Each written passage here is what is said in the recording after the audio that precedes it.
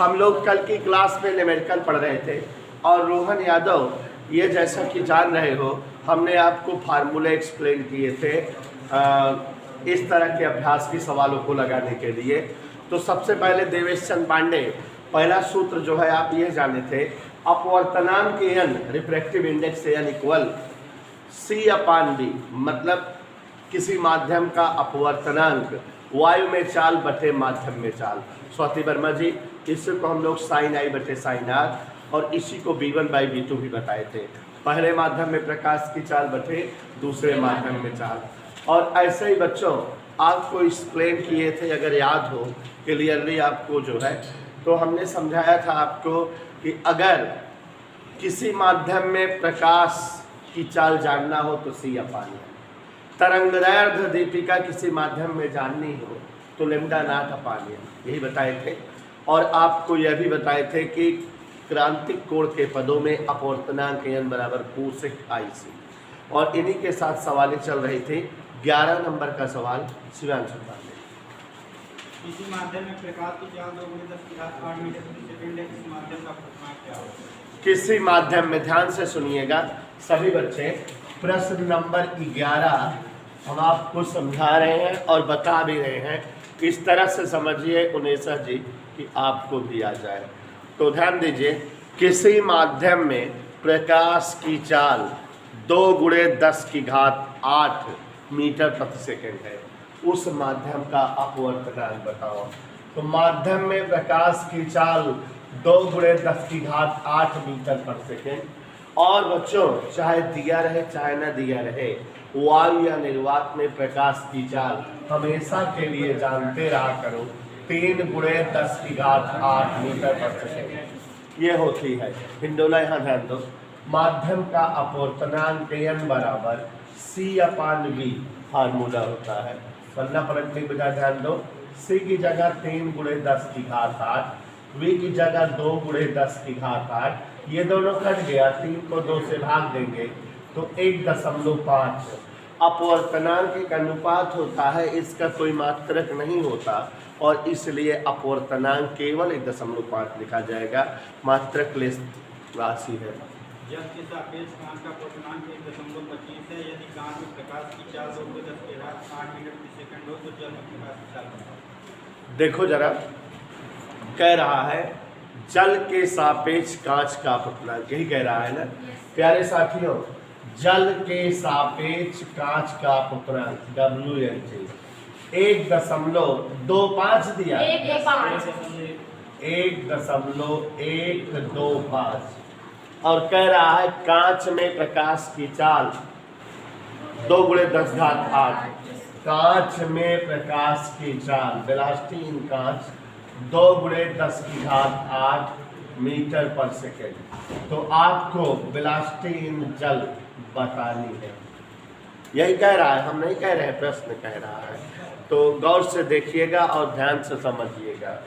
अब अगर हमको WNG जल के सापेक्ष कांच का अपवर्तनांक 1.125 दिया है, इसे हम लिख सकते हैं। पहला माध्यम यहाँ जल दिख रहा है, दूसरा माध्यम कांच, तो जल में प्रकाश की चाल बटे कांच में प्रकाश की चाल, ऐसा लिख सकते हैं ना, बराबर 1.125। ये दिया हुआ है, इसको राइट कर दिए, तिरछा गुणा कर दिए बेटा।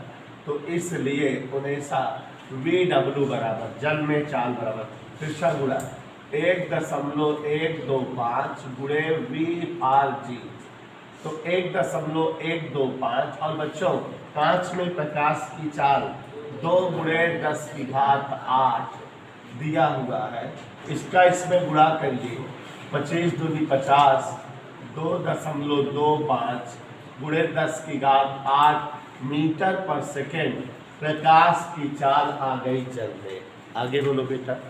निर्वात में प्रकाश की तरंगदैर्घ्य 64 एम्पीयर है, तो 6400 एंगस्ट्रॉम। निर्वात में प्रकाश की तरंगदैर्घ्य 6400 एंगस्ट्रॉम है। जल का अपवर्तनांक 4/3 है, तो जल में इस प्रकाश की तरंगदैर्घ्य बताओ। जल का अपवर्तनांक 4/3 है, ANW 4/3। जल में तरंग दैर्घ्य बताओ। जैसे कि दीपिका जानकार बच्ची हो तुम, हमने आपको समझाया था माध्यम में चाल बताना है। वेलासिटी इन माध्यम, सी अपान एन, वायु की चाल को एन से भाग दे दो। सुनेसा ऐसे माध्यम में तरंग दैर्घ्य बतानी हो तो वायु में तरंग दैर्घ्य को अपवर्तनांक से भाग दे दो। माने बीनो दैट लिम्डा डब्लू बराबर वायु में तरंग दैर्घ्य बटे अपवर्तनांक। यही तो फार्मूला है। तो अब यहाँ पर देखो विकास सरोज रोज नहीं आते हो, 6400 एंगस्ट्रॉम तरंग दैर्घ्य है। नीचे अपवर्तनांक क्या दिया बच्चों, 4/3। आप लोगों को कैलकुलेशन बताएं, 4 से भाग दो क्या हो जाएगा, 16। 16 चौको 64, 3 ऊपर गुणा हो जाए, 16 3 4800 angstrom is the answer. Question number 14। वायु में 4000 एंगस्ट्रॉम तरंग दैर्घ्य के एक वर्णनीय प्रकाश की किरणें 4 से 3 अपवर्तनांक वाले जल में प्रवेश करके जल में की तरंग दैर्घ्य क्या है? इसी की सगी बहन है कि वायु में 4000 एंगस्ट्रॉम तरंग दैर्घ्य वाली प्रकाश की किरणें, माने तरंग दैर्घ्य कितना है, 4000 एंगस्ट्रॉम। प्रश्न कह रहा है वायु में 4000 एंगस्ट्रॉम तरंग दैर्घ्य वाली किरणें प्रवेश करती हैं किसी 4/3 अपवर्तनांक वाले माध्यम में, यानी 4/3। तो बच्चों हमको उस माध्यम में तरंग दैर्घ्य बतानी है, जैसा कि हम जानते हैं लिम्डा अपान एन। तो दीपिका लिम्डा का मान क्या है बेटा, 4000 एंगस्ट्रॉम। एन का मान 4/3। 4 से 4 कर दिया 1 आए, 3 ऊपर गुणा हो गया, 3000 एंगस्ट्रॉम। इसी साथ 15वां सवाल ध्यान दीजिएगा। ये सभी सवालें आप लोग जो है मन लगा के समझते जाइए तो एक एक समझ में आती रहेगी। 6000 एंगस्ट्रॉम तरंग दैर्घ्य के प्रकाश के लिए कांच का अपवर्तनांक 1.5 प्रकाश की कांच में तरंग दैर्घ्य क्या होगा? फिर से पढ़ो। 6000 एंगस्ट्रॉम तरंग दैर्घ्य के प्रकाश के लिए कांच का अपवर्तनांक 1.5 है। इस प्रकाश की कांच में तरंग दैर्घ्य क्या होगा? 6000 एंगस्ट्रॉम तरंग दैर्घ्य की कांच में अपवर्तनांक 5 है तो कांच में तरंग दैर्घ्य क्या होगी, ठीक है। तो कोई जो है प्रकाश है जिसकी तरंग दैर्घ्य 6000 एंगस्ट्रॉम है और कांच का अपवर्तनांक 1.5 है। कांच में तरंग दैर्घ्य बतानी है। ये दोनों तीनों सवाल एक जैसी हो गए। कांच में तरंग दैर्घ्य किसी माध्यम में पूछे तो मिस फोटो जी अपवर्तनांक से भाग दीजिए, ठीक है। तो 6000 भागे 1.5। आप लोगों को यकीन नहीं आएगा कि दशमलव हटाने पर 0 बढ़ता है। 15 चौको 60, 4000 एंगस्ट्रॉम। ये हमारी जो है जल में तरंग दैर्घ्य आ गई या उस माध्यम में तरंग दैर्घ्य आ गई जिसका अपवर्तनांक 1.5 था। और प्यारे बच्चों, दर्पण से संबंधित सवालें आज आपको बताने जा रहे हैं कि अवतल दर्पण और उत्तल दर्पण से रिलेटेड सवालें कैसे लगती हैं और कैसे लगाई जाती हैं। अगर आप दर्पण से रिलेटेड सवालों की ट्रिक समझ जाओगे तो लेंस जब पढ़ाऊंगा लेंस से संबंधित सवालों को लगाने में आपको प्रॉब्लम नहीं होगी। सबसे पहली चीज, दर्पण से रिलेटेड कोई भी सवाल लगाने के लिए दुनिया में केवल 3 ही सूत्र है। तो ध्यान दीजिए जरा, केवल 3 सूत्र दर्पण से संबंधित। सभी लोग ध्यान दें बेटा, दर्पण से संबंधित प्रश्न मतलब दर्पण से संबंधित प्रश्नों को हल करना है। और जैसा कि आप उनेशा जी जान रहे हो, केवल और केवल 3 प्रकार के सूत्र का प्रयोग है दर्पण से संबंधित सवालों को लगाने के लिए, मात्र 3, ठीक। लेकिन कॉन्सेप्ट क्लियर करना है चिन्ह परिपाटी के लिए, तो अभी समझा रहा हूँ। पहले सूत्र देखो। पहला सूत्र है F बराबर R/2। कभी भी वक्रता त्रिज्या अगर दी रहे कभी भी तो तुरंत F निकाल लेना और फार्मूला लगाना R/2। फोकस दूरी वक्रता त्रिज्या की आधी होती है। ध्यान समझिए, सवाल क्लियर हो जाएगी। और एक UBF का सूत्र है 1/u + 1/v बराबर 1/f। 2 सूत्र हो गए। तीसरा और इकलौता अंतिम फार्मूला है आवर्धन लीनियर मैग्निफिकेशन m बराबर I/O बराबर -V/U। ये केवल 3 सूत्र है। अभ्यास में 3 ही सूत्र है, चाहे 40 सवाल हो चाहे 50, लेकिन ये तीनों सूत्रों में चिन्ह परिपाटी टेक्निकल हो जाती है। तो आपको मैं बता रहा हूँ, आप ध्यान से सुनिए, समझ में आ जाएगा। चिन्ह परिपाटी देखो बेटा, दर्पण से गौर से देखिए उन्हें सर, वस्तु की दूरी, सभी लोग ध्यान देंगे कि अगर जैसे कहे कि एक वस्तु फला दर्पण से 5 सेमी दूरी पर रखी है, तो दर्पण से वस्तु की दूरी का मतलब ये यूं दिया है। और चाहे जौन दर्पण हो चाहे जौन लेंस हो, यूं का मान हमेशा ऋणात्मक। तो हमेशा यूं बराबर माइनस कई के आगे लिखा जाए। जैसे कह दे कि एक तो वस्तु उत्तल दर्पण से 5 सेमी की दूरी पर रखती है, तो वस्तु दूरी है माने यूं दिया है, लेकिन यूं का मान याद कर लो, कसम खा लो, ऋण में लिखूंगा, यूं बराबर ऋण 5 हमेशा, चाहे जौन दर्पण हो हमेशा, चाहे जौन लेंस हो। अब बाकी हर चीज जौन है समझे क्या, ध्यान से सुन जा, यूं हो गए। और बेटा गौर से देखिए, प्रतिबिंब की दूरी V से लिखा जाता है। जैसे कहे इसका प्रतिबिंब इतनी दूर पर बनता है, ठीक है, तो प्रतिबिंब दूरी किससे लिखी जाती है? और इसको भी याद करा रहा हूं, ध्यान से समझो। उत्तल दर्पण अगर कहा पड़ा है सवाल में, अब कहा है तो एक मान हमेशा प्लस रहे। जैसे सवाल में चर्चा कर दिया कि एक उत्तल दर्पण से 10 सेमी दूरी पर रखी वस्तु का प्रतिबिंब 15 सेमी दूर बनता है। हम जान रहे हैं प्रतिबिंब दूरी V है, रट्टा मार लो, अगर उत्तल दर्पण रहेगा तो उसे धनात्मक लिखेंगे, ठीक है। और गौर फरमाइएगा, अवतल दर्पण का केस रहे, अवतल दर्पण रह जाइए ध्यान से। अवतल दर्पण में देखो 2 तीर बना दिए, गौर फरमाइएगा। अवतल दर्पण में कभी भी प्रतिबिंब अगर उल्टा या वास्तविक या कहे पर्दे पर बन रहा है, कई शब्द याद कर लीजिए। जैसे कहा है अवतल दर्पण से एक वस्तु का प्रतिबिंब उल्टा प्राप्त होता है, 40 सेमी उल्टा, या वास्तविक प्राप्त होता है, या पर्दे पर बनता है। तीनों केस में V का मान हमेशा ऋण में है, ठीक है। तो ट्रिक बतावत है, ये पहले बताए ना क्यों 9th में। तो अवतल दर्पण अगर रहे, तो अगर अवतल दर्पण में प्रतिबिंब की खासियत का है, उल्टा कहा है, या कहा है वास्तविक कहा है, या कहा है पर्दे पर बन रहा है, ये शब्द भी कहे, तो ये याद कर लोगे विकास सरोज कि V का मान अवतल दर्पण के लिए निगेटिव रहेगा। लेकिन अगर अवतल दर्पण के केस में प्रतिबिंब कभो का इधर सीधा या आभासी बर्तवा, सीधा या आभासी, तो याद करिए V बराबर प्लस में लिखा। इक्कीस केस ऐसा होता अवतल दर्पण में जबकि V प्लस में रहा था, नहीं तो V हमेशा ऋण में रहा था। तो जब जो है प्रतिबिंब सीधा बनत रहा है, काहे कि 4 सेमी सीधा प्रतिबिंब बनता है, जान ले वो छिपा दे तो चिन्ह बिना फसावत बा, या 4 सेमी आभासी बनता है। या एक और बात सुस्मिता कि प्रतिबिंब दर्पण के पीछे का है, दर्पण के पीछे, तो इतने केसों में V का मान क्या रहेगा? प्लस। लेकिन किस दर्पण के लिए?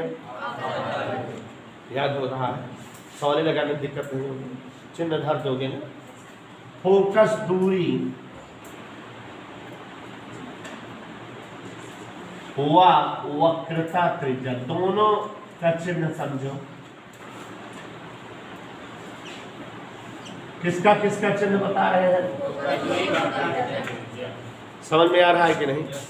फोकस दूरी और वक्रता त्रिज्या दोनों का चिन्ह अगर जो है उत्तल दर्पण रहे, कौन सा दर्पण रहे?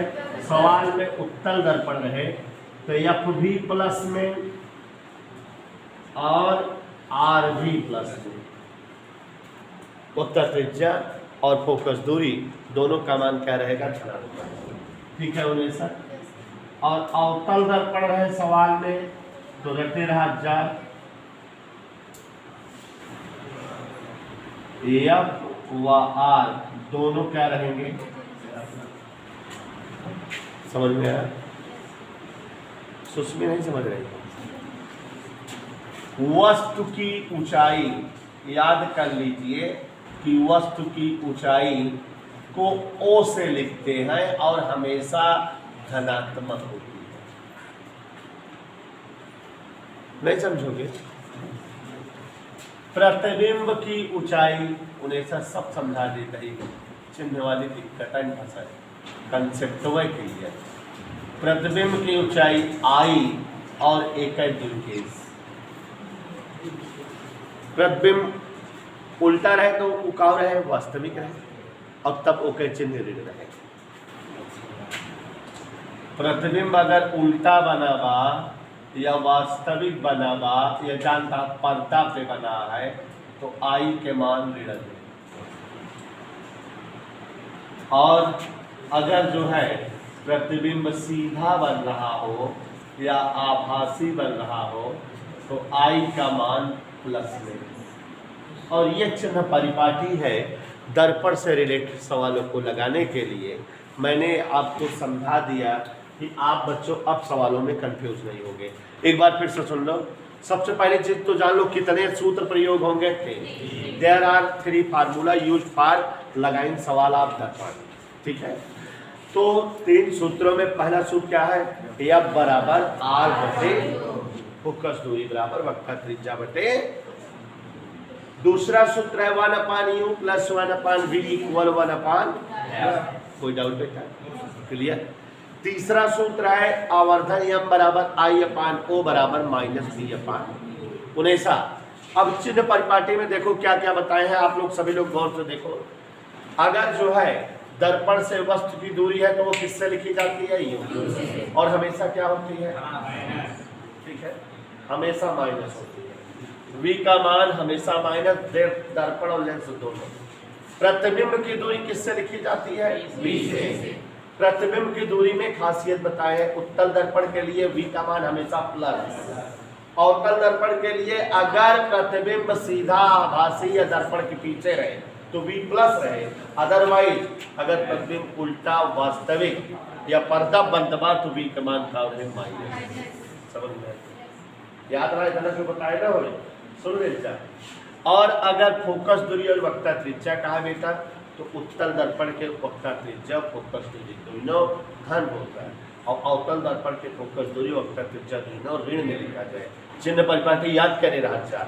और वस्तु की ऊंचाई ओ से लिखा जाता प्लस में, प्रतिबिंब की ऊंचाई आई से लिखा जाता, लेकिन अवतल दर्पण के लिए या सीधा और आभासी प्रतिबिंब अगर कभो बदल रहा है तो आई के मान प्लस, और उल्टा वास्तविक प्रतिबिंब बन रहा है तो आई के मान। समझ आया? तो हिमांशु जी नोट करो। तो क्वेश्चन पढ़ रहे हैं, ध्यान से सुनिए सभी बच्चे। 15 सेमी फोकस दूरी वाले अवतल दर्पण, प्रश्न पढ़ते जा रहे हैं, जो दिया है लिखते जा रहे हैं। तो गौर से देखिएगा क्वेश्चन नंबर 16। 15 सेमी फोकस दूरी वाले अवतल दर्पण, फोकस दूरी को एफ से लिखा जाता है और अवतल दर्पण रहे तो एफ को ऋण में लिखा जाता है, अभी बताए थे। तो फोकस दूरी दिया है और अवतल दर्पण दिया है तो -15 सेमी। फोटो देखो जरा।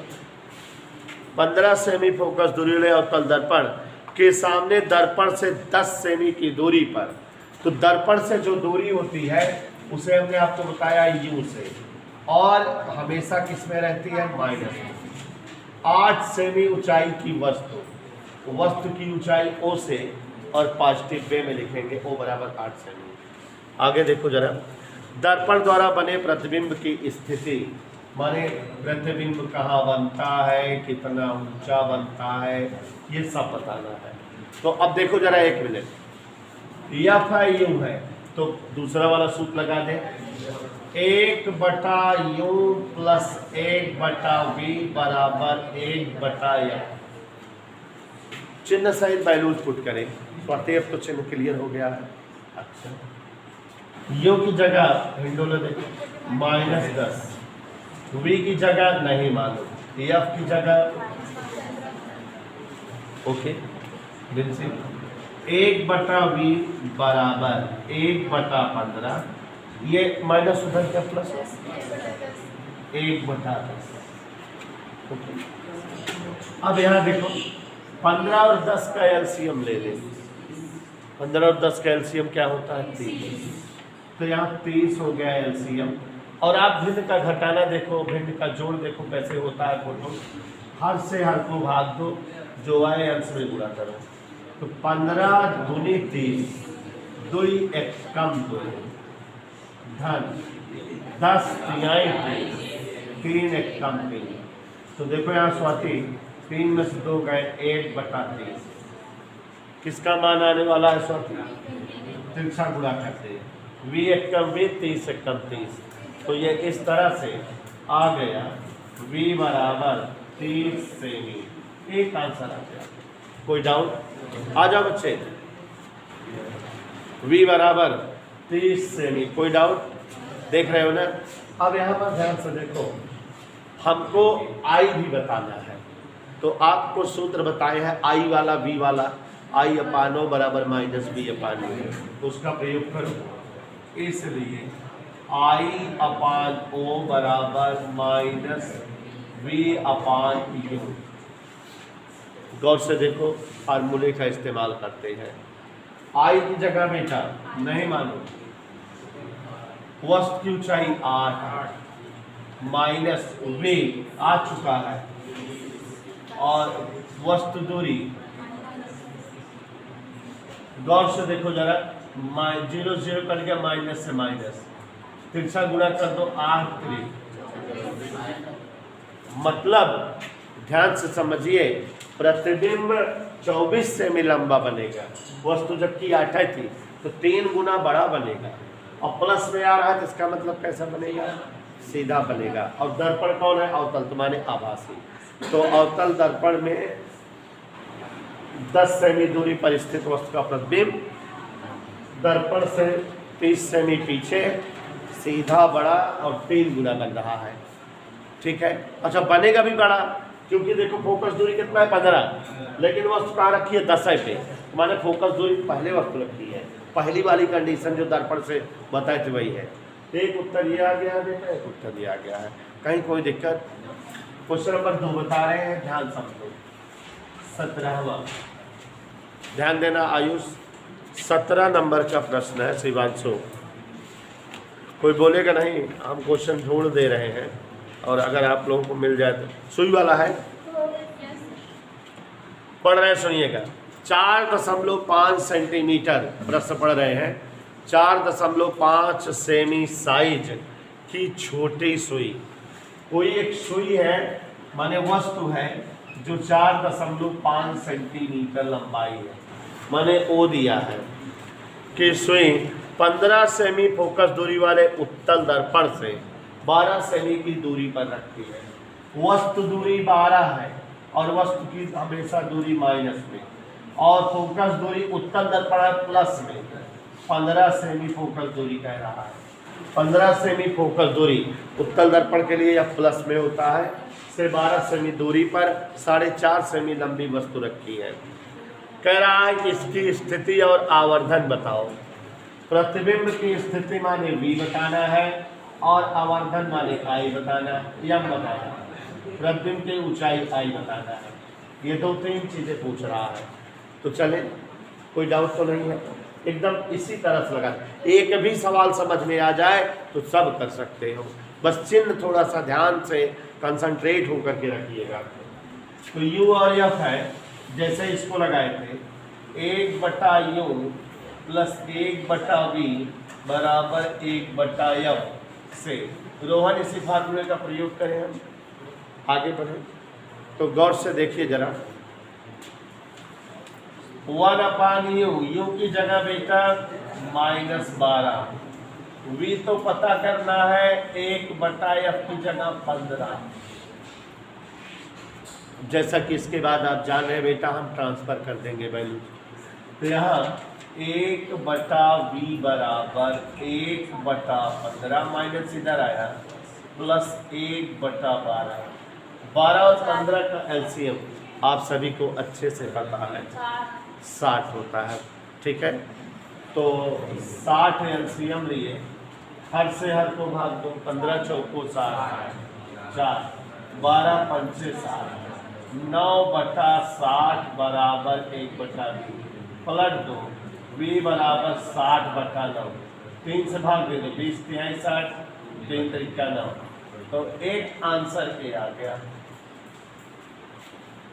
अब दूसरा आंसर आवर्धन पूछ रहा है, प्रतिबिंब की ऊंचाई, जैसे इसको किए थे I/O बराबर -v/,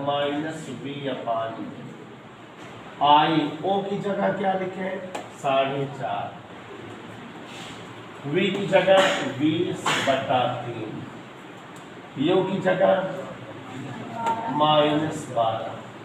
बच्चों माइनस से माइनस ये ऊपर जाएगा, I बराबर 4.5 गुणे 20/3 नीचे आएगी बात 36 दशमलव हटा दे, ये 0 से ये 0 कट गया।